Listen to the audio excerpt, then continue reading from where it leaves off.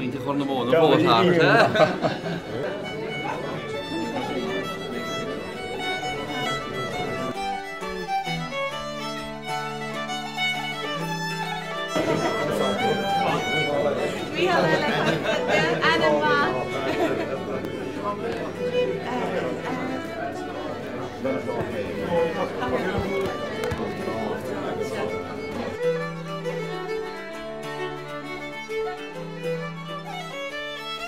Ócáid Gnóthaí an reachtas ach ceann bhór Ócáid an reachtas tAire agus tá sé go húntaach slua cho bhreá cho beobar a bheithansa maidin inmh chola focail I gin na reachtas am léana ná chola réabhrimime seo agus in íhan ocail grán an áfeic marsinge ach bhí daoine dúirt tháinig benchum agus dúirt sí go raibh sí paideáil agus sin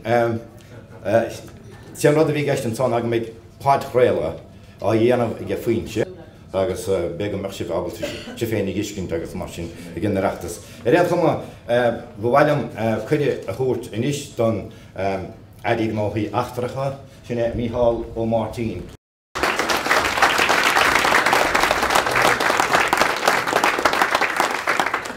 Bhí agus Óctáid Donnacha agus Cairlig Pádraig. Tá seanna na go mar Donnacha mar nóir bhí óg mar bhic léin óscoil Corcaigh bhí Donnacha mar stúrthóir Aontas na bhic léin agus thug sé anna dechóirla dom ag an am agus sin éon fá gorós ag mar Sráid Pádraig ag gona gachfrad a bhí ag téanamh ag go rialtas ag an am. Ná nílim ina rá aonmhar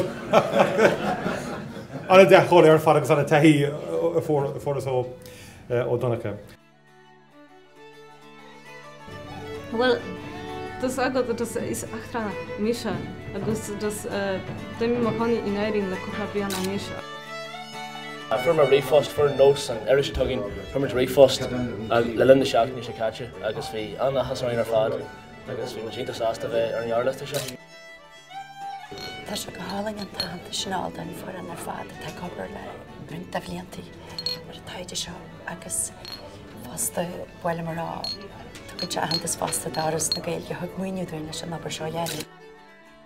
Sínta tuis Micheál le Gael agus bhfuil an technitas seo ní an bhíad nó thug me mar chaithmachas mó bháthair a síl Róm a síorú don Gaeilge.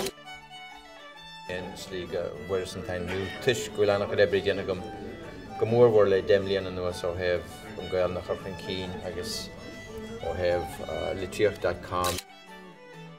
Rud a héalainn se dúsan na ainmhanéil ná go bhfuil measa go dúir daoine ar a Gaeilge agus go measa go áramsa ar a muide tá déanta go fachain Gaeilge agus tá brád agus misna gom as na daoine ainmithú mé agus a the a chur a Gaeilge chun cinn fásta chamáilm. Tá mar sin rádaoine agus a thocht I iireachtas na Gaeilge Des Bishop.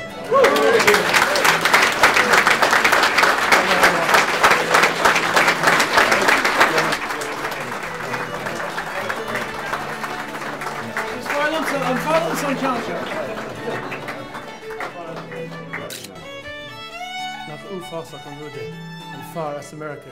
Sach chun tíirse ag tógad de Gradam Gael. Jeez! Fásach. Ca mé rá am buicail Foinse freisin, ar tháinig mé go Connemara, bhí mé faoi bhrú, mar bhí gachtain a cant Rochestown agus Roch agus bhí me lá géir ma aibh gach lá. Jesus Christ, tá sé flochan seo.